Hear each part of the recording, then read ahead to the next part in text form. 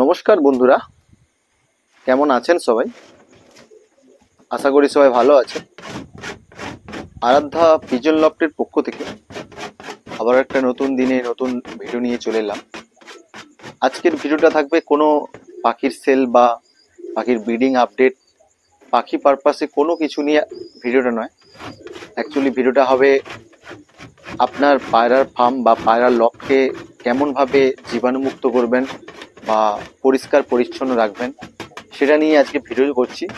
বা আমি কেমনভাবে আমার পায়রা লফটকে পরিষ্কার বা জীবাণুমুক্ত করি সেটা নিয়ে আজকে আপনাদের সামনে ভিডিওটা করছি। তো ভিডিওটি শুরু করেছি। তো দেখুন, আমি এক এক করে আমার পায়রা যত লফট আছে, লফটের প্রতিটা খাঁচার নিচে সবগুলো আস্তে আস্তে করে পরিষ্কার করছি। কেননা এই সময় বর্ষাকাল, তারপরে কিছু লফটে কিছু পায়রার বাচ্চা হয়েছে, তার জন্য বাচ্চা হওয়ার কারণে পায়রা খাচ্ছে।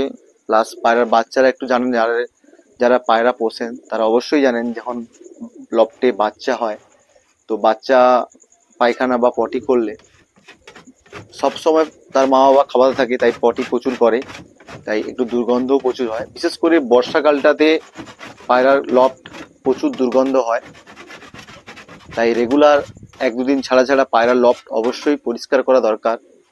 তো আমিও সেরকম করছি, যেহেতু এই সময়টা বর্ষাকাল, সারা সময় পায়রার লফটকে, যখনই বৃষ্টি হচ্ছে তখনই লফটটাকে ঘিরে রাখতে হচ্ছে, যেমনভাবে পেপার ফেলিয়ে বা যেমন যেটা ঢাকা দিয়ে লফট যাতে না জল ভেতরে ঢুকে, সেই জন্য পায়রার লফটে সবসময় রেগুলার একদিন ছাড়া ছাড়া অবশ্যই পরিষ্কার করবেন।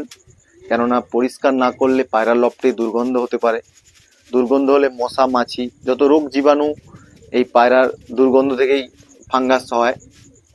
তাই চেষ্টা করি এক দুদিন ছাড়া ছাড়া, বিশেষ করে বর্ষাকালটা, না হলে অন্য শীতকাল বা গরমকালে আমি প্রতি সপ্তাহে একদিন করে পরিষ্কার করি। তারপরে যেহেতু বর্ষাকাল এই সময়টা রেগুলারই বর্ষা হচ্ছে, তাই পায়রা লফটকে সবসময় ঘিরে রাখতে হচ্ছে। তার জন্য এক দুদিন ছাড়া ছাড়া আমি প্রায় লফটকে পরিষ্কার করছি, কেননা যাতে পায়রা লফটে কোনো দুর্গন্ধ বা কোনো জীবাণু না পায়রা লফটে বসবাস করে। তাই রেগুলার পরিষ্কার করে স্প্রে মারছি পায়রা লফটে, জীবাণুনাশক স্প্রে, যেটা ব্যবহার আপনারা যেটা করেন সেটা করবেন, অবশ্যই আমি যেটা করি সেটা করছি। তো চেষ্টা করবেন অবশ্যই, যারা যারা পায়রা পোষেন বা পায়রা যাদের লফট আছে তারা অবশ্যই চেষ্টা করবেন বর্ষাকালটা বিশেষ করে পায়রা লফটকে একটু পরিষ্কার পরিচ্ছন্ন রাখবেন। তো দেখুন, এক এক করে আমি প্রতিটা লফট পরিষ্কার করে নিচ্ছি। আজকে একটু বিকেলবেলা পরিষ্কার করছি বলে তাই এই বিকেলবেলা কোনো স্প্রে মারবো না, আমি আজকে ভালো করে প্রতিটা লফট পরিষ্কার করে নিই।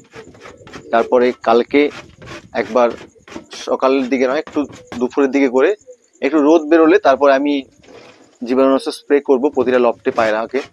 কেননা এই সময় পায়রা লফটে প্রচুর বাচ্চা হয়েছে, এই দুর্গন্ধতে পোকা মাছি বা মশার উপদ্রব প্রচুর হয়। বিশেষ করে বর্ষাকালে প্রচুর মশার উপদ্রব হয়, তাই যাতে মশার উপদ্রব যাতে না বাড়ে তার জন্য লফটটাকে পরিষ্কার করে নিচ্ছি ভালো করে। একটু জীবাণুনাশক স্প্রে মেরে দেবো যাতে ভাইরাস না আক্রমণ করতে পারে। তো এক এক করে সব খাঁচাগুলোই পরিষ্কার করে নিচ্ছি ভালো করে। বিশেষ করে পায়রা যেগুলো ডিম দেয়, যে সরাগুলো, আপনার সরা বা যাতেই ডিম পারে যেখানে বাচ্চারা থাকে, বিশেষ করে এই সরাটাকেও ভালো করে পরিষ্কার করবেন, কেননা এই সরার মধ্যে ভালো করে পটি করে রাখে, তাই সরার মধ্যে ভালো করে পরিষ্কার করবেন। তো আমার যে সেকেন্ড লফটটা বানিয়েছিলাম ওটা তো পরিষ্কার করে নিলাম, দেখেছেন আমি ভালো করে পরিষ্কার করে নিচ্ছি। এবারে আমি আমার ফার্স্ট লফটে চলে এসেছি। ফার্স্ট লফটে এসে প্রতিটা পায়রাকে এক এক করে প্রতিটা পায়রার লফট ভালো করে পরিষ্কার করছি। পায়রা যেগুলোর উপরে বসে বা যেই ডাংগুলো পায়রা লফটে খাঁচার মধ্যে দেওয়া থাকে সেই ডাংগুলোকেও ভালো করে পরিষ্কার করে নেবেন। নিচের ট্রে, বিশেষ করে নিচের ট্রেতে যার যেমন সিস্টেম থাকে, কেউ ছেড়ে বসে, আমরা যেমন খাঁচায় বসি আমাদের পরিষ্কার করতে কোনো সমস্যা হয় না, কেননা এরকম ট্রে থাকে নিচে, হয় কাঠের প্লাইয়ের ট্রে বা সানমাইকা, যেটা যে যেমন পারে ট্রে রাখে। আমি যেমন, আমার কাছে সানমাইকা আছে প্লাস প্লাই আছে, এগুলোকে ভালো করে পরিষ্কার করতে সুবিধা হয়, যাতে না ছেড়ে পুষলে কি হয় চারদিকে পটি করে রাখে পুরোটা পরিষ্কার করতে হয়। যেহেতু আমার খাঁচার মধ্যে পায়রা থাকে তাই প্রতিটা ট্রেকে এক এক করে পরিষ্কার করে নিলে খুব সুন্দরভাবে পরিষ্কার হয়ে যায়। দেখুন সব ট্রেগুলোকে এক এক করে সবগুলোকেই ভালো করে পরিষ্কার করছি এক এক করে। চেষ্টা করবেন রেগুলার পরিষ্কার করার, কেননা রেগুলার না পরিষ্কার করলে পায়রার দেখবেন লফটের মধ্যে এলে একটা বিচ্ছি ধরনের গন্ধ নাকে লাগে। আর সবসময় চেষ্টা করবেন লফট যখন পরিষ্কার করবেন অবশ্যই একটা মাস্ক পরবেন, কেননা পায়রার গায়ে অনেক ধরনের ছোট ছোট পালক থাকে, দেখবেন যেটা একদম সাদা সাদা পালক বেরোয়, ওইগুলো নাকে মুখে ঢুকে গেলে প্রচুর সমস্যা, হাঁচি হতে পারে বা কাশি হতে পারে। তাই লফট পরিষ্কার করার সময় অবশ্যই মাস্ক পরবেন। মাস্ক পরে ভালো করে লফটটা পরিষ্কার করবেন, করে ভালো করে লফট পরিষ্কার হয়ে যাওয়ার পর অবশ্যই যে কোনো জীবাণুনাশক স্প্রে মারবেন। লফটকে ভালো করে পরিষ্কার করে জীবাণুনাশক স্প্রে মারবেন, কেননা যাতে লফটে কোনো ভাইরাস না আক্রমণ করে। যে কোনো ভাইরাস, বিভিন্ন ধরনের ভাইরাস থাকে, ভাইরাস তাতে না আক্রমণ করে। তাই আমি আমার লফটের সব পরিষ্কার করা হয়ে গেছে, আজকে আর স্প্রে মারবো না।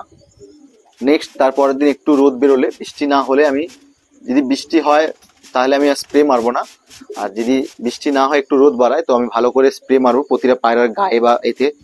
তো ভিডিওটি এখানেই শেষ করছি বন্ধুরা। ভিডিওটি ভালো লেগে থাকলে অবশ্যই লাইক কমেন্ট শেয়ার করবেন, আর আমার চ্যানেল নতুন যারা আসবেন প্লিজ চ্যানেলটিকে সাবস্ক্রাইব করে পাশে থাকা বেল আইকনটি বাজিয়ে দেবেন।